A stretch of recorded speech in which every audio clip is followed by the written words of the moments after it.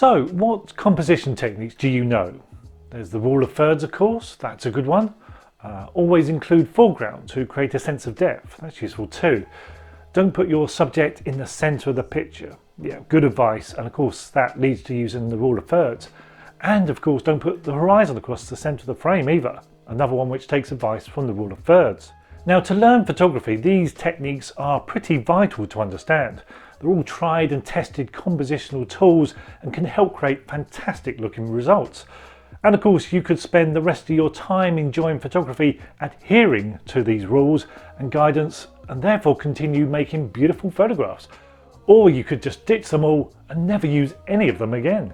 It's hard to ignore them all completely, however, as all of our images are constructed in some way using a common composition technique, whether we are purposely adhering to them or not. But you can ignore some.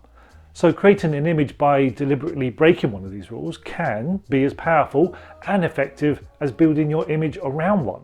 This deliberate process, however, will help break free your images from some familiarity. Your images will start to look different. You'll find that by not using the rules, your images can still look impressive and prove that indeed these rules are, as should be seen, just guidance, and sticking too close to their ideal can have the opposite effect eventually and start making your images look a bit dull. It can be quite exciting then to purposely break a rule.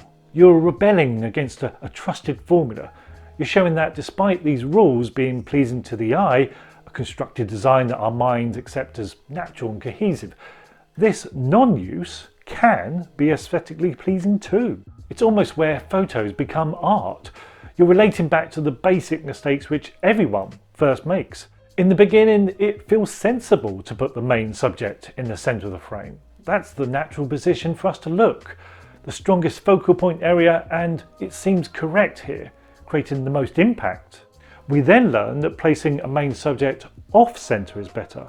It gives better shaping in the frame, especially if that subject is the only one in the picture. It looks pleasing. It doesn't feel so static and stark. There's movement for the eye, and the viewer is forced to look around the frame even if that frame is otherwise empty. So by understanding such principles, we can then decide that sometimes centre placement is the ideal position for a certain subject, when we do want it to feel more static and quite bold even. It's not that this centre point is wrong, it's just that it needs to be combined with the right subject or scene. In fact, you're not breaking a rule after all, but instead creating a new one.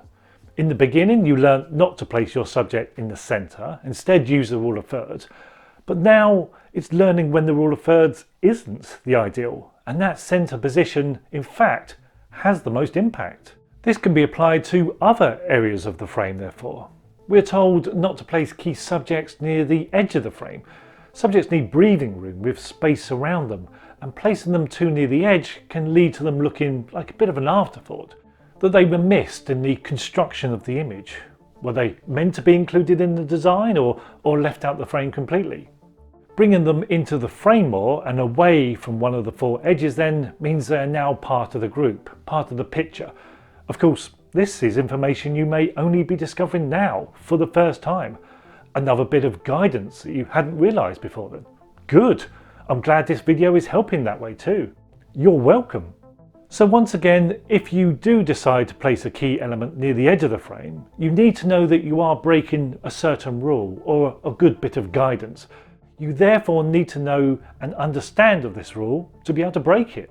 You have to know that placing the subject there is forcing the viewer to look at an unusual part of the frame, the edge. It can't be by accident.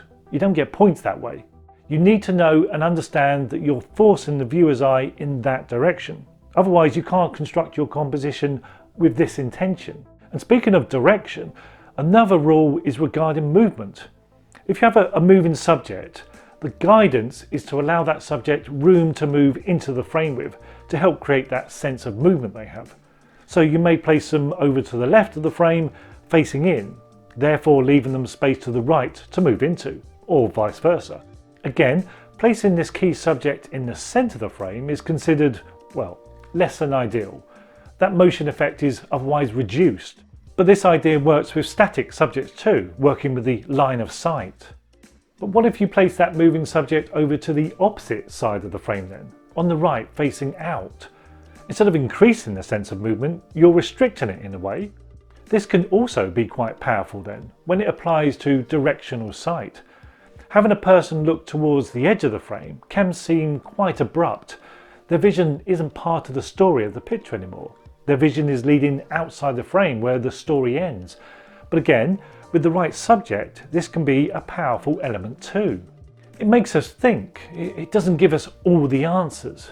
It's like the end of one of those films, where it seems to end too soon, without revealing what eventually happened to the main character. That idea is storyboarded by the director on purpose. That's where he wants the story to go, or end. It was done with intention. Your composition needs to be done with the same intention, if this is what you want to tell the viewer. If your landscape images don't include any foreground, the advice is to include foreground. Your compositions will improve if you can include some sort of foreground element and help create a sense of depth. That's learning about this rule. Breaking this rule then is not including foreground, and this can work too. But again, you have to know you're breaking the rule and apply it with the right subject and view to work. You don't always need an obvious foreground. Sometimes it can be quite a subtle element, or be an empty area of the frame in fact. So how will you know which to use then, with or without? Well, with practice and learning to identify when the composition is pleasing and which way will give you the most powerful effect. You're learning to see and construct the ideal. That's the art of photography. So I'm not actually saying break the rules, but instead consider all rules. Consider every possibility, whether we are told it is right or wrong. Well, there is no wrong, not really, not if it's been done intentionally, because this is your vision after all. You can't have rules or be wrong with that if this is your way of thinking. And don't explain the result to anyone who has views of your picture either. Let them decide if it's right or wrong. Maybe their ideals need challenging and ask questions, and they too may start to appreciate a different way of thinking.